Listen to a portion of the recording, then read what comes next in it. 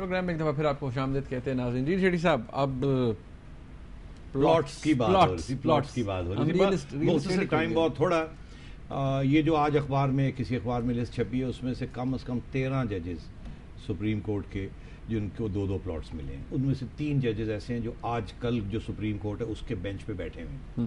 نام لینے کی ضرورت نہیں ہے, وہ چھپے ہوئے ہیں.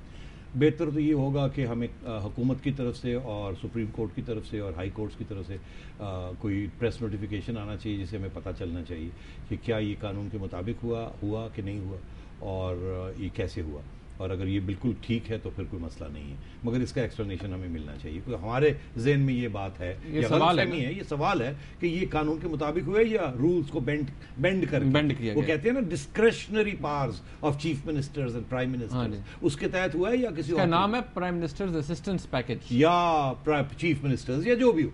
تو ایک تو یہ ایکسپلینیشن ضروری ہے. مگر میں آپ سے عرض کروں کہ یہ پلاٹ لینا بڑے طبقے, بیوروکریٹس, ججز آپ نے دیکھ ہی لیا, فوج کے اندر جب آپ لیفٹیننٹ جنرل تک پہنچ جاتے ہیں نا, تو آپ اگر ان کا وہ شجرا نکالیں تو اس میں 3 پلاٹس تو بڑے مطلب نارمل بات ہے. اور بیوروکریٹس جو ہیں جب 22 گریڈ تک پہنچ جاتے ہیں وہاں بھی 3 پلاٹس جو ہیں وہ معمولی سی بات, وہ یہ ملی ہوئی ہوتی ہے. تو عرض یہ ہے کہ اس میں جرنلسٹ جو ہیں اس میں بھی 2-3 طبقے ہیں. ایک تو وہ غریب جرنلسٹ ہیں, لوور مڈل کلاس جرنلسٹ ہیں, جن کے لیے وہ جرنلسٹ کالونیز بنائی جاتی ہیں, 5 مرلے وغیرہ دیے جاتے ہیں. اس میں تو کوئی کرپشن نہیں ہے, بیکاز وہ تو ایک ان کی بہتری کے لیے, وہ غریب لوگ ہیں, ان کو کچھ ملتا ہے. مگر ہمارے امیر جرنلسٹ جو ہیں وہاں بھی جو بہت بڑے بڑے مالکان ہیں, نام لینے کی ضرورت نہیں ہے, سب کو پتہ ہے. یہ میجر گروپس کو تو گورنمنٹس نے اسلام آباد کے اندر اسپیشل پلاٹس دیے ہوئے, انہوں نے اپنی بلڈنگز بنائی ہوئی ہیں. کچھ ایسے بھی ادارے ہیں جنہوں نے اسکریپ کے طور پہ اپنی پرنٹنگ مشینیں بھی منگوائی ہوئی, ان کو ڈیوٹی نہیں دی ہوئی. ایسے بھی ادارے ہیں جو کہ بڑے ہو گئے ہیں, بیکاز وہ 100 روپے کی نیوز پرنٹ کا کوٹا ملتا تھا پرانے زمانے میں, 150 روپے کی استعمال کرتے تھے, 50 روپے کی بلیک مارکیٹ میں بیچ دیتے تھے. تو یہ سب چیزیں چلتی رہی ہیں. تو جیسے وہ کہتے ہیں حمام میں سب. صاحب ایک بڑی معذرت کے ساتھ ایک سوال آپ سے پوچھوں گا, آپ نے کوئی پلاٹ ایکسیپٹ کیا؟ منیب, جائز سوال ہے, اب بات ہی ہو رہی ہے تو نہیں.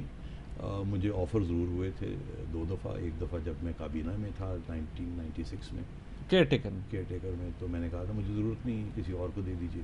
اور ایک دفعہ یہاں ہمارے ڈی سی او تھے خالد سلطان صاحب, انہوں نے کچھ جرنلسٹ کے لیے پلاٹ نکالے تھے. تو کسی کے کہنے پہ نکالے ہوں گے؟ نہیں, وہ پتہ نہیں. تو ایک دن میں بیٹھا ہوا تھا دفتر میں, تو وہ آ گیا, کوئی خط کھولا تو اس کے اندر وہ 2 الاٹمنٹس تھی پلاٹ کی. تو میں نے فون کیا, میں نے کہا میں نے کیا گستاخی کی ہے کہ آپ نے مجھے پلاٹ دے دیے؟ میں نے کہا نہیں, میں سب کو دے رہا ہوں, یہ تو حکومت کا یہ فیصلہ ہے, یہ مشرف صاحب کے زمانے کی بات ہے. تو میں نے معذرت کے ساتھ واپس کر دی تھی. میں نے کہا ضرورت نہیں ہے, اللہ نے روٹی پانی 3 وقت کا دیا ہوا ہے, خیر خیریت سے. صاحب کالرز لے لیتے ہیں. ہمارے ساتھ لاہور سے کالر موجود ہیں. السلام علیکم. جی ہیلو. جی السلام علیکم. السلام علیکم سیٹ جی صاحب. السلام. جی شاہد ڈار بول رہا ہوں جی, لاہور سے. کیسے ہیں آپ؟ جی حضور. سر پہلے تو آپ کو مبارکباد جو آپ نے کل پیشن گوئی کی تھی آسما جہین کے بارے میں, اور ان کو بھی بہت بہت مبارکباد جو ہمارے باہر کی پہلی صدر ہوئی ہیں. جی. دوسری بات جو آپ نے قاتل لیگ کا کلپ چلایا ہے سر, یہ اس طرح کی کلپس آپ کو چلاتے رہنا چاہیے اور عوام کو بتاتا رہنا چاہیے کہ یہ ان کی دونوں کلپس یہ منیب نے دکھا دی ہیں کہ میاں صاحب بھی سوری کر رہے ہیں اور زرداری صاحب بھی. نہیں, مجھے تو زرداری صاحب کی کلپس پہ زیادہ ہوا ہے کہ جو قاتل لیگ کے اوپر بات کر رہے تھے. اور سیاست میں جی یہ لوگ دروازے بند نہیں کرتے, بڑی بڑی باتیں کر جاتے ہیں بعد میں وہ. لیکن شیٹی صاحب وہ پچھلے الیکشنوں میں تو انہوں نے بیوی کو, شہید بیوی کو کیش کر لیا, لیکن اب کیا کریں گے؟ اب تو نہیں ہوگا نا اس طرح. اب وہ جو جن جیالوں نے جیلیں کاٹی ہیں, کوڑے کھائے ہیں, اب وہ ناراض بیٹھے ہیں اپنی پارٹی سے کہ انہوں نے ہمیں کیش کروا کے اور اب ہمیں سائڈ پہ کر دیا ہے. نیکسٹ الیکشن میں کس کو کریں گے؟ چلیں دیکھیے, آپ بھی ہیں, وہ بھی ہیں, ہم بھی ہیں, دیکھیں گے کیسی الیکشن, کب ہوتی ہے الیکشن, کیسے ہوتی ہے, کون جیتتا ہے کون ہارتا ہے. سیٹی صاحب اب میرے حال میں کالر ہمارے ساتھ جی کو موجود ہیں. سیف اللہ صاحب موجود ہیں. السلام علیکم. جی السلام علیکم. وعلیکم السلام. جی صاحب سیٹھی صاحب کیا؟ جی مہربانی. سیٹھی صاحب کیا حال ہے سر؟ جی ٹھیک ٹھاک. جی سر یہ بات لوگ بہت کر رہے ہیں کہ انقلاب کے دور کے آپ بھی ایک سپاہی تھے, مجھے یاد ہے اچھی طرح. اس کے ساتھ فیض احمد فیض صاحب والے تھے. اس ٹائم پہ لوگوں نے ان پہ بڑے بلیم لگائے, الزام لگائے, مسلمانوں سے ہٹ کر کافر قرار دیا. اس ٹائم پہ یہ لوگ کہاں تھے جو ابھی انقلاب کی بات کر رہے ہیں؟ وہ تو ایک سلسلہ ختم ہو گیا، اب اس دوبارہ سلسلہ آنے میں کتنا وقت لگے گا؟ اس کے لیے کیا کرنا چاہیے؟ دیکھیے انقلاب اب کوئی نہیں آ رہا، یہ زمانہ انقلاب کا نہیں ہے۔ انقلاب کے لیے سیاسی جماعتوں کی ضرورت ہوتی ہیں جو انقلابی ہوتی ہیں، جو عوام کو نکالتی ہیں اور ایک ایجنڈے کے تحت اسٹیٹ پاور سیز کرنے کی کوشش کرتی ہیں، اس کو انقلاب کہتے ہیں۔ چائنیز زبان میں انقلاب کا لفظ ہے فان شین۔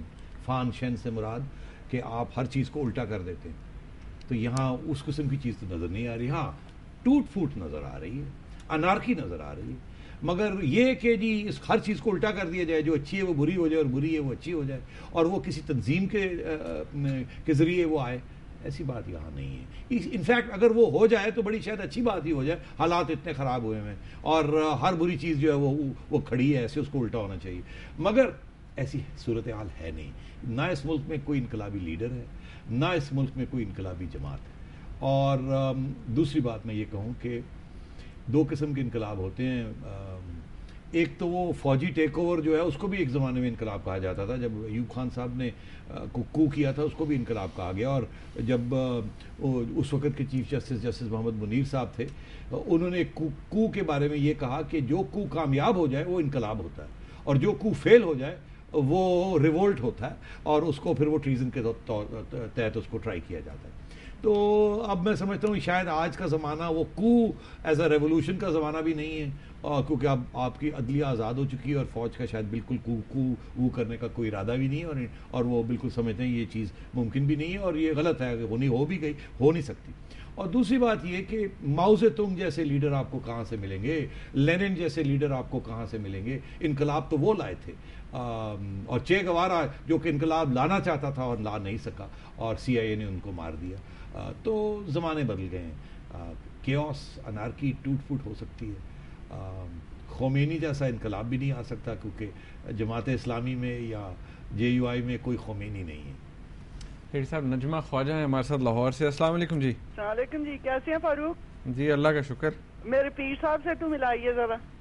بیٹھے ہوئے آپ کے پیر صاحب؟ پیر صاحب السلام علیکم۔ جی والسلام، کیسے ہیں آپ؟ جی خیریت، سوال کیجیے گا ذرا۔ سوال یہ ہے سیٹھی صاحب میں کل سے بے حد خوش ہوں، پرویز الہی صاحب نے جس انداز سے بابر صاحب کی خاطر کی ہے، مجھے تو یہ ہاتھ باغتا دوڑتا پھلتا پھولتا نظر آ رہا ہے۔ آپ کا کیا خیال ہے؟ اور دوسرا بھی ایک سوال ہے سیٹھی صاحب پلیز۔ نہیں یہ تو سوال کا جواب ایسے ہے، کچھ بھی نہیں، کوئی پھل ول نہیں آپ کو نظر آنا۔ نہیں آگے بات کریں، آگے بات کریں، یہ سارے ڈرامے ہیں، آگے بات کریں۔ جمہوریت جب ہو رہا تھا تو میرے دل میں بار بار بدگمانی آتی تھی کہ میری بیوی آپ نے مسا کے جمہوریت نہیں کیا بلکہ آستین میں سام پال لیا ہے۔ دکھ لاکھ جو بی کو میاں نے دیے تھے وہ آج بھی زندہ ہیں، زندہ میرے سینے میں گڑے ہیں۔ بڑی مہربانی، تھینک یو۔ یہ تو شعر و شاعری شروع ہو گئی، ڈائی ہارڈ جلسہ بننے والا۔ وہی میں کہہ رہا ہوں، ڈائی ہارڈ فین ہے بی کی، اور پیپلز پارٹی سے بڑی کلوز ایفیلیشن ہے۔ سیٹھی صاحب ایک SMS ہمیں آیا ہوا ہے، وہ اعتزاز احسن صاحب کے حوالے سے کہ وہ نو مینز لینڈ میں کیوں ہیں اور انہوں نے اپنے آپ کو ڈسٹینس کیوں کیا؟ تھوڑی بریفلی بات ڈسکس ہوئی ہے، میں نہیں میرا خیال ہے اس کو مختصر ہی رکھنا چاہیے۔ اعتزاز احسن صاحب نے جس قسم کی سیاست کی ہے انہیں کچھ اس میں حاصل نہیں ہوا، نہ وہ پیپلز پارٹی کے رہے، نہ وہ ججز کے رہے، نہ وہ وکلا کے رہے، نہ وہ نواز شریف کے رہے، تو سیاست کوئی اچھی نہیں ہوئی ان کی، بس اتنا، اس سے زیادہ نہیں۔ صحیح صاحب آپ کا بہت شکریہ۔ ناظرین آپ نے آج کا پروگرام دیکھا، اس کا فیڈ بیک ہمیں ضرور دیجیے گا۔ TNS@duniatv.tv پہ پروگرام دیکھنے کا بہت شکریہ۔ اللہ حافظ۔